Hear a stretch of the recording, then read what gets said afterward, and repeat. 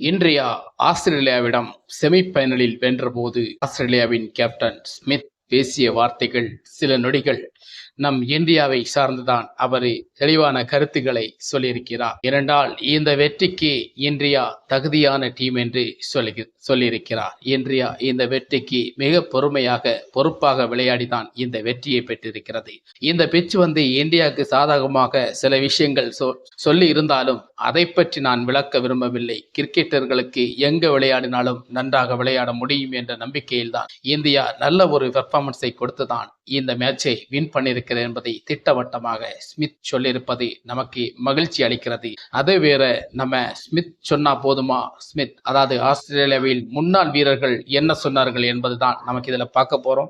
அது மட்டும் இல்ல, நியூசிலாந்து நம்மட ஃபைனல்ல மோத போறாங்க. பலம் வாய்ந்த சவுத் ஆப்பிரிக்காவை தூளா கிளப்பி விட்டு நம்ம ஃபைனல்ல மோத வராங்க. நம்மளை தூளா ஆக்குவதற்கு அவர் சாண்ட்லர் பேசியிருக்கிறார். அதை பற்றி நம்ம இந்த வீடியோல தெளிவாக பேச வாங்க, வீடியோக்குள்ள போலாம்.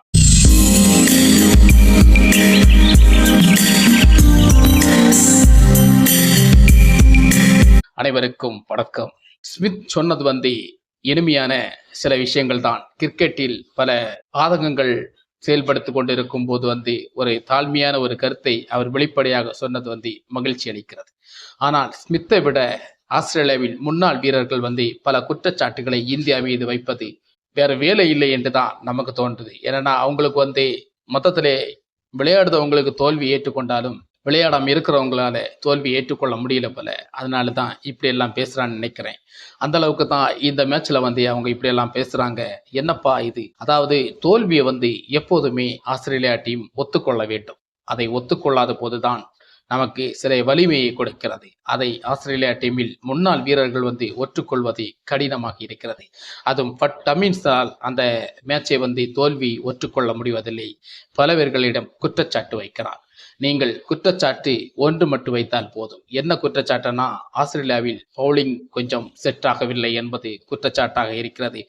ஸ்டீவன் ஸ்மித்தோட கேப்டன்ஷிப் மிக மிக நன்றாகத்தான் இருந்தது. அவருக்கு ஏத்த மாதிரி உள்ள நமக்கு பவுலர்கள் செட் ஆகலை என்று பட் கமின்ஸ் பேசியிருக்கலாம். அப்படி பேசாமல் ஸ்டீவன் ஸ்மித் அவரை நம்பி ஒரு பொறுப்பை கொடுத்ததுனால்தான் எங்களுக்கு இந்த மேட்ச் ரொம்ப ஒரு கீழ்த்தரமா ஆயிப்போச்சு அப்படி என்று குறை சொல்வதில் எந்த வகையிலும் நியாயம் கிடையாது. அந்த குறையை பட் கமின்ஸ் சுட்டி காட்டியுள்ளார். அது மட்டுமில்ல, ரிக்கி பாண்டிங் இப்படி பல வீரர்கள் இந்தியாவை தாக்குதலாக பேசியிருக்கிறார்கள். ஏனென்றால் இந்தியா ஒரே பிச்சில் விளையாடுறதுனால தான் இந்தியா வெற்றி பெறுது அப்படின்னு சொல்லப்படுகிறது என்று ஒரு நக்கலான குற்றச்சாட்டுகளை சொல்கிறார்கள். இது தேவையில்லாத ஒன்று. இந்தியாவும் பாகிஸ்தானும் எந்த அளவுக்கு ஒரு நிலவரத்தில் இருக்கிறது என்று மற்ற நாடுகளுக்கு நம் சொல்லி தெரிய வேண்டியதில்லை. அவர்களுக்கு நன்றாகவே தெரியும் இந்த மாதிரி விஷயங்கள் எப்படி இருக்க போகிறது என்று. அதை தெரிந்துவிட்டு ரிக்கி பாண்டி இப்படி ஒரு கருத்தை வெளியிடுவது தவறாக நினைக்கிறேன். இது நேற்றைக்கு நடந்த சவுத் ஆப்பிரிக்காவும் நியூசிலாண்டோட மேட்சில் நியூசிலாந்து அதிகமான 362 ரன்கள் அடித்து இந்த மேட்சை வெற்றி பெற்று விடலாம் என்று எண்ணங்கள் இருந்தது. அதுபோல்தான் சவுத் ஆப்பிரிக்காவும் பேட்டிங் பிடிச்ச போதே சவுத் ஆப்பிரிக்காவுக்கு பல ஒரு நம்பிக்கையும் இருந்தது. ஆனா சாண்டல் பவுலிங்கினால சவுத் ஆப்பிரிக்கா டீம் அப்படியே மொத்தமாக தகர்த்து போனது. முக்கியமான பிளேயர்களை அவர் தூக்கியதனால் சவுத் ஆப்பிரிக்கா வெற்றி வாய்ப்பை பறித்தது. மீண்டும் மீண்டும் சவுத் ஆப்பிரிக்காவுக்கு இந்த ஐசிசியில் வந்தாலே மிகப்பெரிய ஒரு சோகம் தொடரும். அந்த சோகம் மீண்டும் சவுத் ஆப்பிரிக்காவுக்கு தொடர்ந்து கொண்டே இருக்கிறது. நிச்சயம் இந்திய ரசிகர்களாக நாங்கள் இருந்தாலும் மிக மிக இது வருத்தம் அளிக்கிறது. சவுத் ஆப்பிரிக்காவை நிலைமை நினைக்கும் போது நல்ல ஒரு டீம், நல்ல ஒரு 100 ஆண்டுகளுக்கு கிரிக்கெட்டை விளையாடி கொண்டிருக்கும், பல ஆண்டுகளுக்கு தொடர்ச்சியாக இருக்கும் இந்த சவுத் ஆப்பிரிக்கா டீமை பற்றி நமக்கு நன்றாகவே தெரியும்.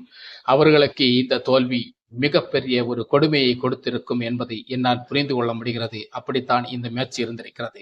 ஆனால் இந்த மேட்ச் முடிஞ்ச பிறகு சாண்ட்லர் இந்தியாவுக்கு சவால் விட்டிருக்கிறார்.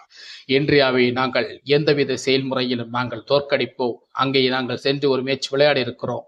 அந்த மேட்சுக்கு மூலமாக எங்களுக்கு நிறைய அனுபவங்கள் இன்னும் இருக்கிறது. அதை வைத்து இந்தியாவை நிச்சயமாக பதிலடி கொடுப்போம் என்று சாண்ட்லர் சொல்லியிருப்பதை கேட்கும்போது ஒரு இது மாதிரி இருக்கிறது, சரி பார்ப்போம் என்றுதான் நம்மளால் சொல்ல முடியும். இந்திய பேட்ஸ்மேன்கள் பதிலடி கொடுக்க பேச மாட்டார்கள். சக்சஸ் ஆக அவர்கள் மறைமுகமாக தாக்கப்படுவார்கள் என்பது தெரிகிறது. சாண்டர் பேசியிருப்பதை பார்க்கும்போது நம் இந்திய டீமில் பும்ரா இருந்திருந்தால் இவர் இப்படி பேசியிருக்க மாட்டார். பும்ரா இல்லாத ஒரு தைரியத்தில் இப்படி பேசியிருக்கிறார். அது எங்களுக்கு தேவையில்லை. நீங்கள் ஒவ்வொரு பேட்ஸ்மேனுக்கும் நம் வருண் சக்கரவர்த்திக்கு பதில் கொடுத்தால் மட்டும் போதும். அவர் ஒருவரை போதும் உங்க டீமை தொலைக்கிறதுக்கும் அழிக்கிறதுக்கும். முடிஞ்சு போச்சு அப்படின்னு நம்ம சொல்லலாம்.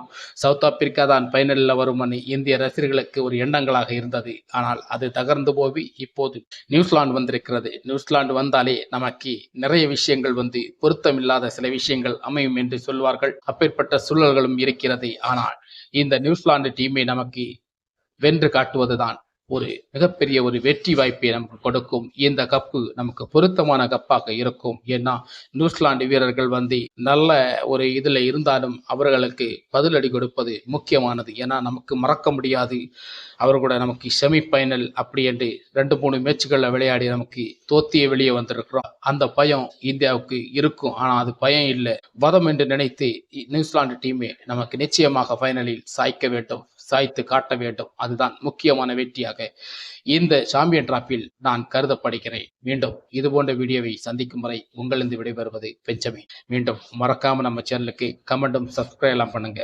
வணக்கம்.